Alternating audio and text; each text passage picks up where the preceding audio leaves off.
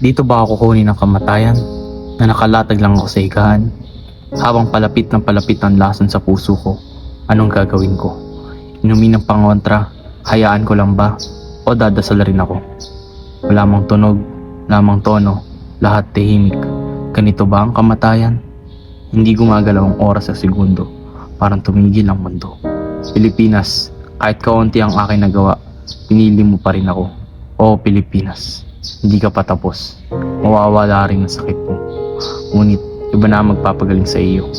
Hindi ko na makikita ang kagandahan ng Pilipinas pag ikay mabuti na.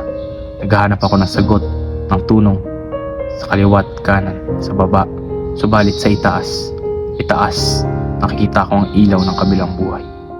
Nakikita ko si Gabriel Santales gumagawa ng bagong buhay para sa lahat. Nakita ko ang mga taong lumaban para sa hustisya, para sa tama. Sana may isulat ito sa aking aklat.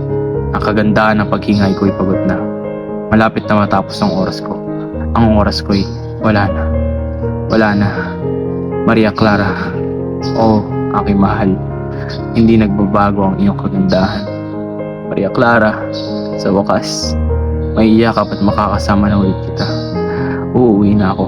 Uuwi na ako.